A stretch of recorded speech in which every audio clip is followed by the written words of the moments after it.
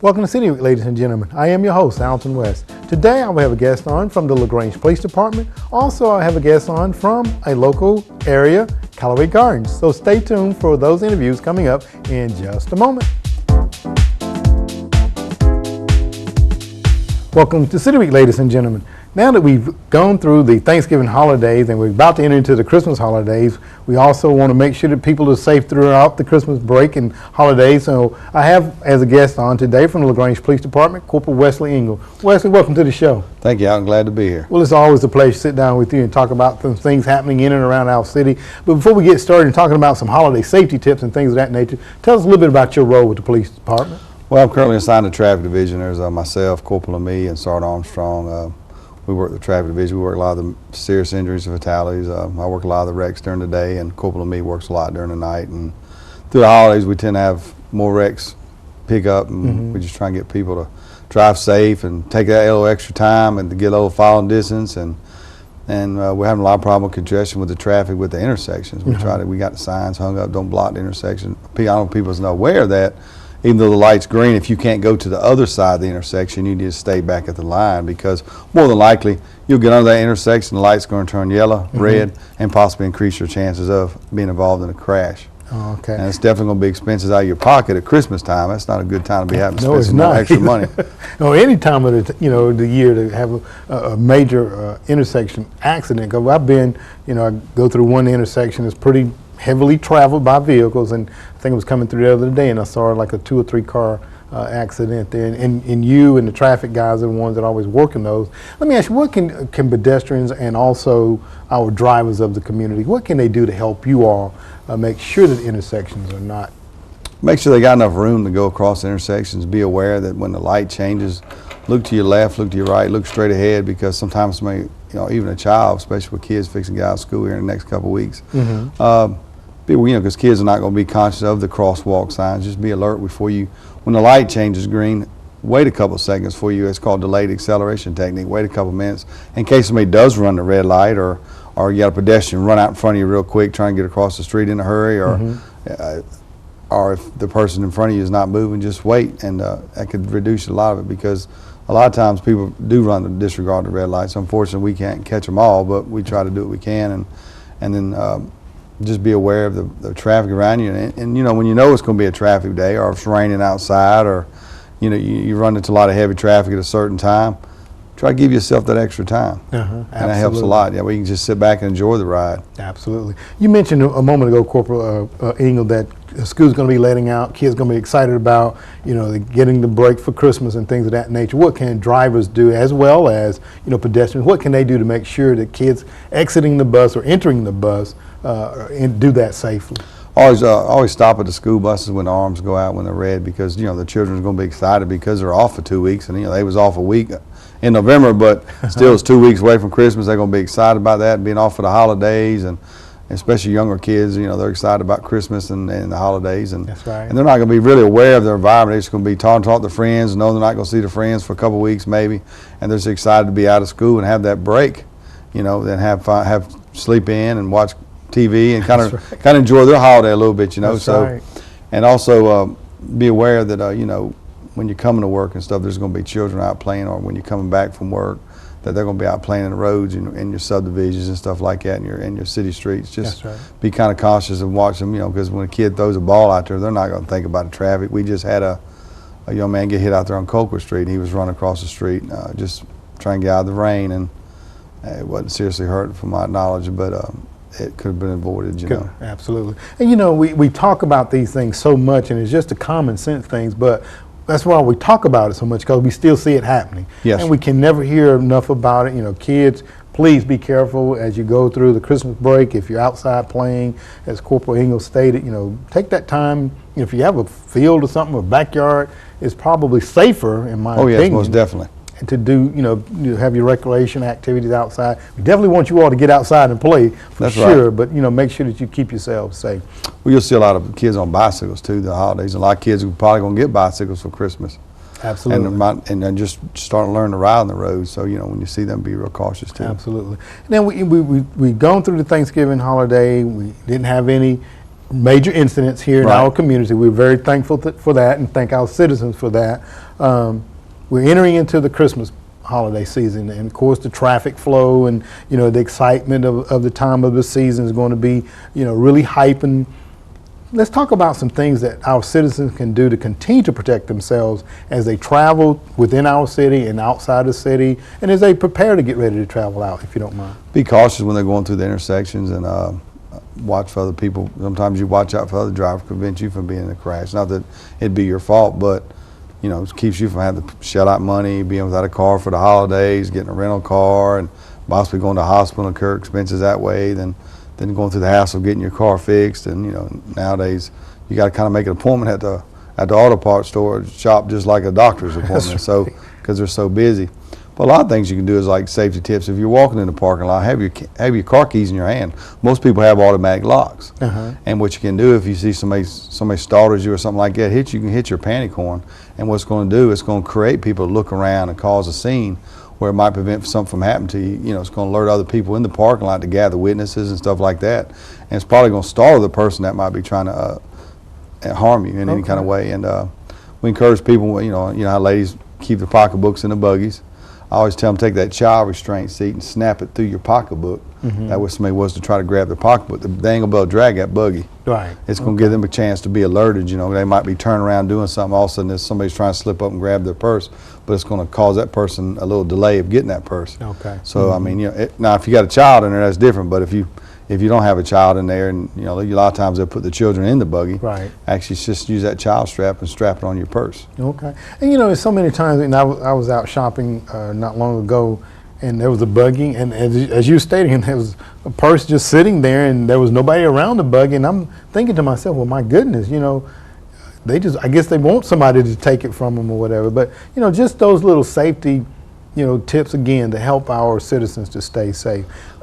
You talked about hitting the panic alarm button, and then sometimes we see people exiting a store, and they may have their arms filled. Kind of help give them some tips about doing that, if you don't mind. Well, if you go ahead before you even get your hands full. Yeah. Go ahead and put your car keys in your hand. If it's a lady, take it out of her purse, put it in your hand, because other people's going to be observing you, especially if they want to cause harm to you. They're going to be observing your behavior more than you're actually going to be observing their behavior, because more than likely you're going through your everyday life. You're trying to get the groceries in the car, or got the kids, or you just got a lot on your mind. You got so much going on. You're just going to get your stuff and go. But always get before you get your hands full. Already have it in your hand. And like if you're in your house and you hear somebody banging on the door, hit your key fob. It's going to work in the house most of the time. And what you want to do is, now it's getting a lot darker, a lot quicker now than it used to. Right. Where a lot of people might be coming home during the dark. Try to buy you a timer that's going to click your light on, and switch it around in the houses. And lock your doors. Don't leave your doors open. Lock your doors and secure your windows and stuff. Because a lot of times there are burglaries and stuff that occur unfortunately during the Christmas holidays. Absolutely. And just make sure your kids are aware. If they're home. Kind of monitor your kid, how many kids are home, so they don't get hurt, or some other people might be observing the kids running in and out with the door open, But try to leave your night light on and get you some motion sensors on the outside your light, on the outside of your house. When somebody walks up, or it's going to light the area up. So absolutely. Those things that you just mentioned are also good tips for someone that's getting ready to go out of town too. Right. The motion detectors, the timer, and the lights. What about, and I know that I think the county still has the Are You Okay? If someone is traveling out of town, can they still call and register their home with the police department? Yeah, we can do a keep check, keep out.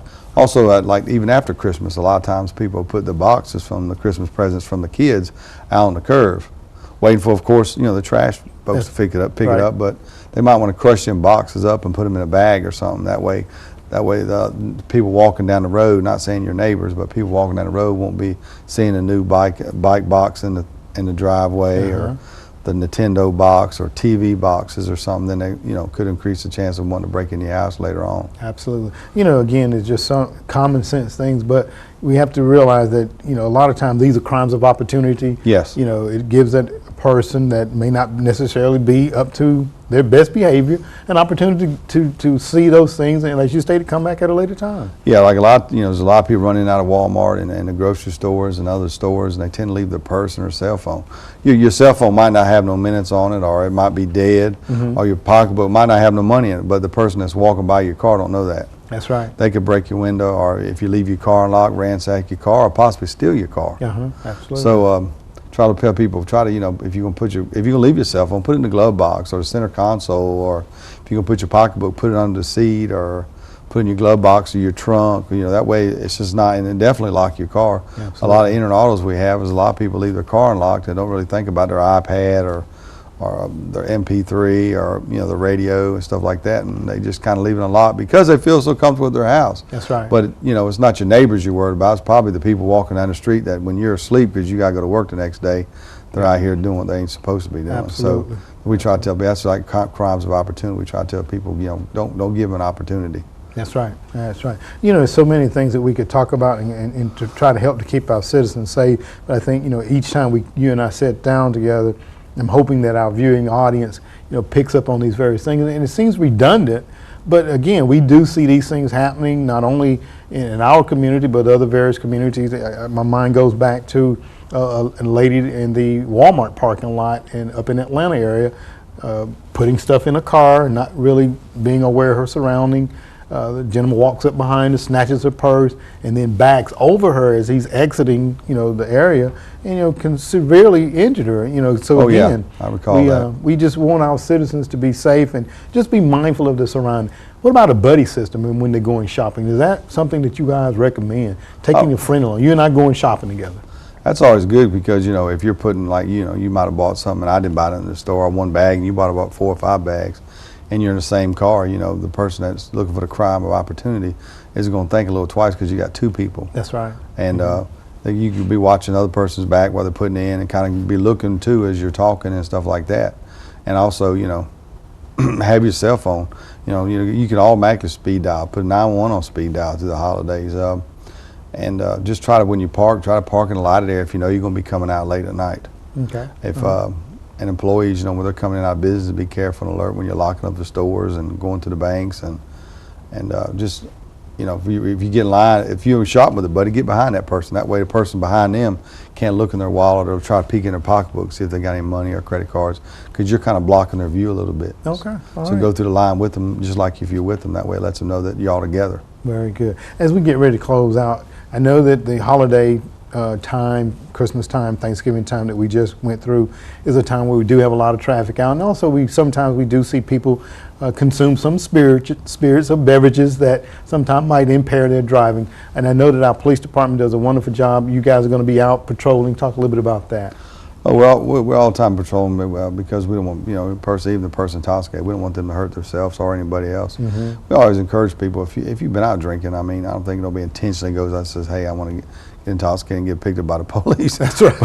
I think they just go out and have a good time with their friends and realize, they have 2 or 3 drinks. If you've had too much drink, see if you could stay at your friend's house a little while, eat a little food, or stay at the house a little bit longer than when you normally would leave, or even that, say, hey man, can I leave my car here?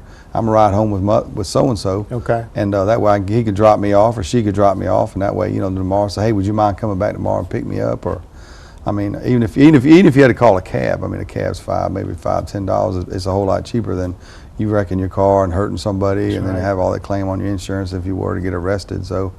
And unfortunately, we do arrest people during the holidays, but it's because we want the other people safe. We definitely don't want them hurting themselves neither, because people have been so intoxicated they've had a wreck and actually injured themselves or killed themselves. Absolutely. Again, just safety tips for the holidays, and Corporal England, our time always slips away from us, but I do greatly appreciate you and all the other men and women for what you do to protect the citizens of our community here. So I want to wish you and your family a very Merry Christmas. You too. Thank you. All right. Ladies and gentlemen, stay tuned for more City Week coming up in just a moment.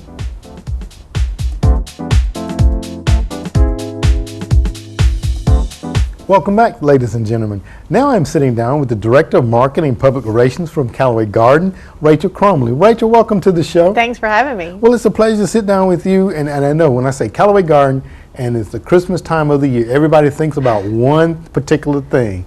We're going to hold that off for just a moment, though, okay? All right. Tell us a little bit about your role, Rachel, if you don't mind. Well, I've been there a few years, and primarily my job is to get the word out about Callaway Gardens and all the things we have to offer so that people can come and enjoy it. There's so much seasonal activity that people have lots of reasons to come, so we don't want them to think they can, just come once and see it all. We want them to come back, and because the seasonal beauty adds so much to the visit. Absolutely. And I'm going to hold off on that one particular thing there because, it just bubbles up when you think about Callaway Gardens. I know that the garden started, I think, back in 1952. Give us a little bit of history about Callaway Gardens, if you don't mind. Well, the Callaway family is based from here in LaGrange, and Case and Callaway had started developing health problems, and so he kind of got out of the textile part of it, but was kind of moving south to, or went south to picnic. There's a place called Blue Springs that he would go just to find respite and relax and walk and hike and things like that. He found a beautiful spring, it was a spring that was beautiful, but he also found something blooming in the hot Georgia days. He took it back to his self-taught botanist wife, Virginia. They identified that as the plumleaf azalea. So they became so interested they bought that tract of land, which was about 2,500 acres. And then it said that he just wanted to buy the land next to his. He ended up amassing 40,000 acres. Oh my. Yeah, a lot. And then that was at the time when agriculture was the #1 industry in the state of Georgia, but was really hurting after the cotton issues and stuff like that. So he started a process of a farm called Blue Springs Farm, trying to find something to put into the ground and on top of the ground to get the farmers back in business, to help the agricultural industry at the time. And over time was successful with some things and not with others, but then moved his attention to the east side of the property and was going to create a small place that he could invite his northern industrialist friends just to rest and relax and see his home where he had seen theirs and vacation places. And then he decided, after building a little 9-hole golf course and building the first lake, that it was too beautiful, he needed to share it. And so that's kind of when it started growing into what today is Callaway Gardens. Callaway Gardens. And that's some 40,000 acres there. Yes. And and I'm sure a lot of our viewing audience have been to the Callaway Gardens and the mountaintop inn and just driven through the mountains during the fall of the year. Just absolutely, in my opinion, breathtaking. To be there in nature. It is. Whether you come in the wintertime, some people can appreciate the architecture with the leaves down and that kind of winter beauty. In the spring, of course, we have azaleas and spring flowers blooming. It's just the new green of the leaves is just spectacular.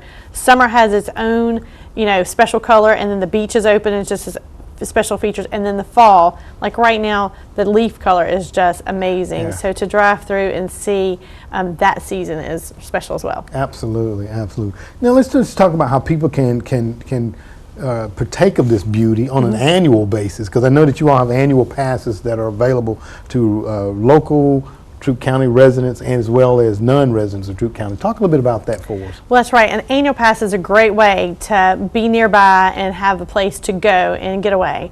So an annual pass to Callaway Gardens is pretty special because it not only, if you get the family pass, it covers yourself and up to 5 guests with you. Okay. So it's called a local annual pass or an annual pass.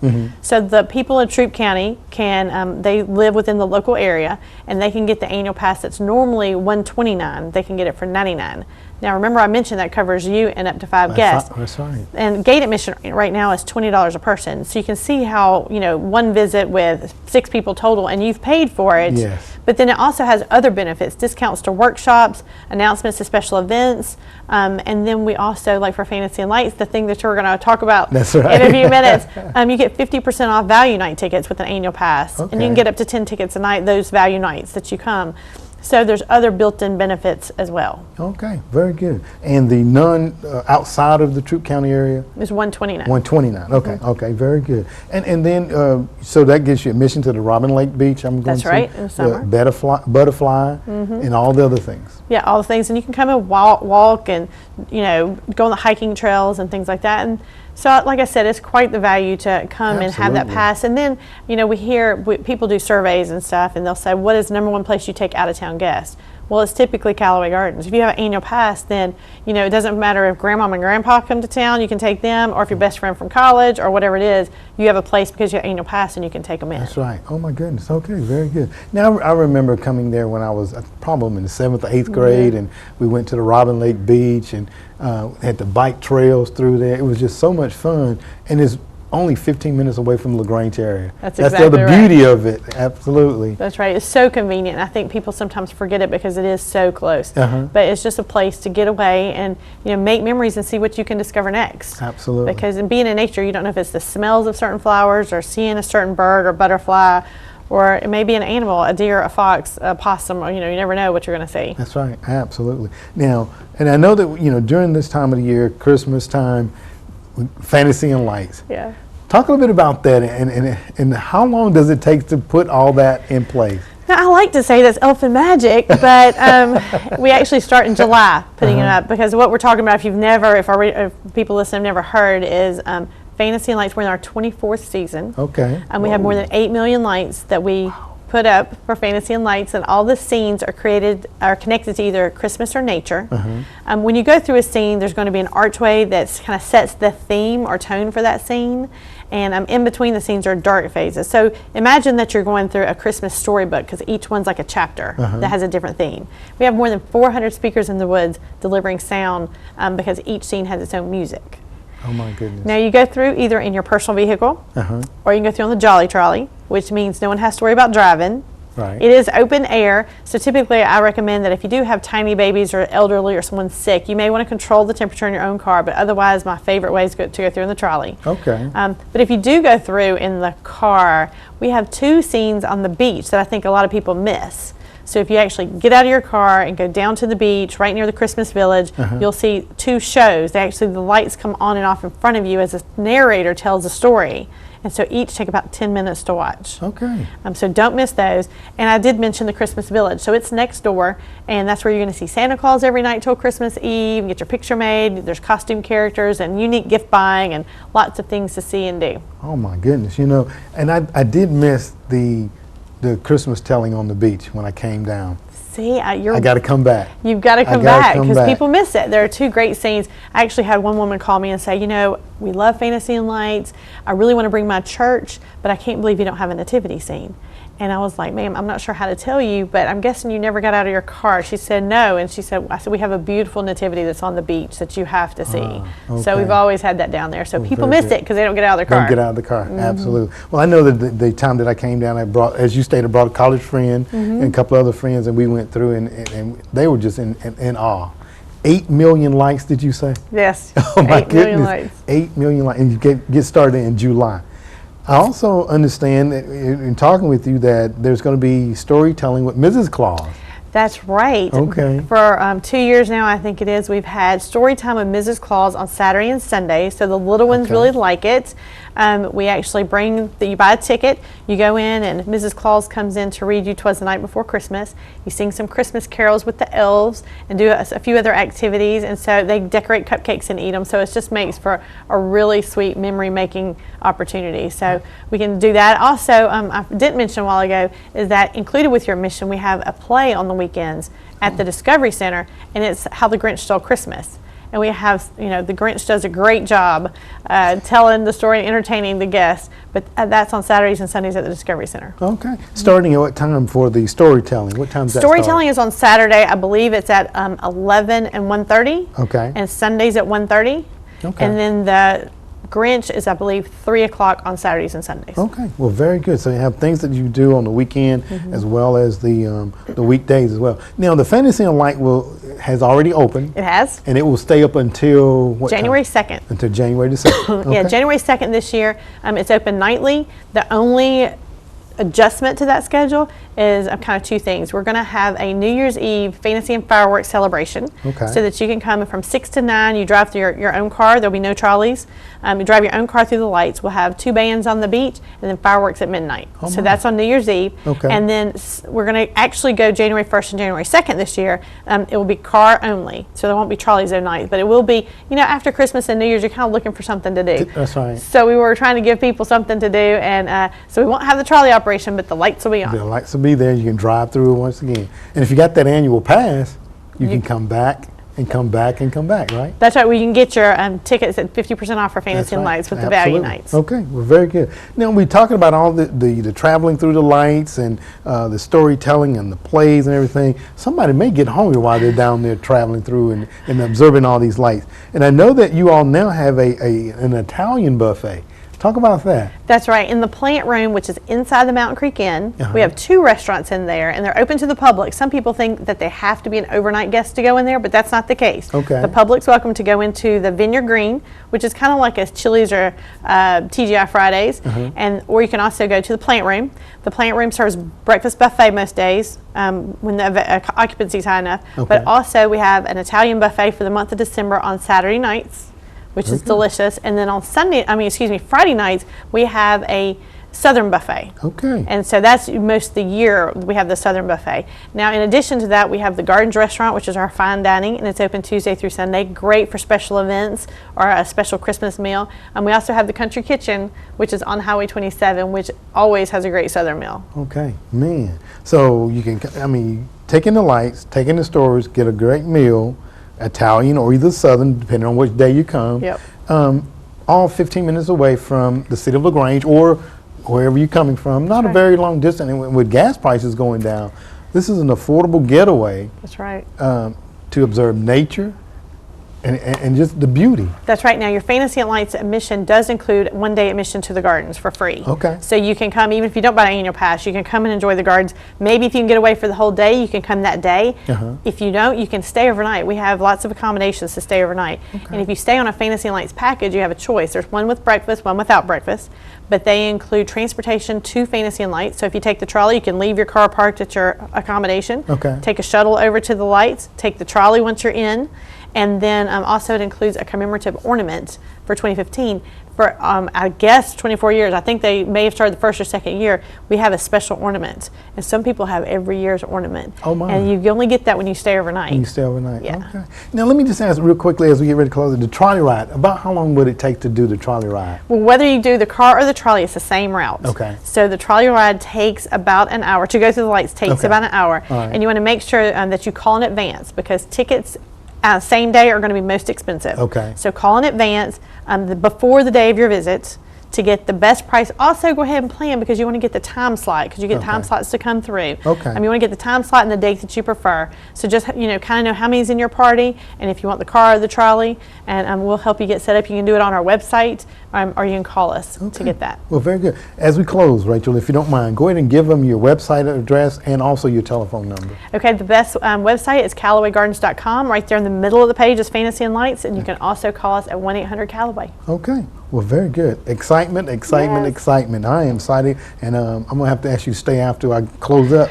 We need to talk about some tickets, okay? Well, Rachel, thank you very much for being on the show today, and I want to wish you and your family a very Merry Christmas. Same to you. Thanks for having me. Yes, ma'am. Ladies and gentlemen, stay tuned for more City Week in just a moment.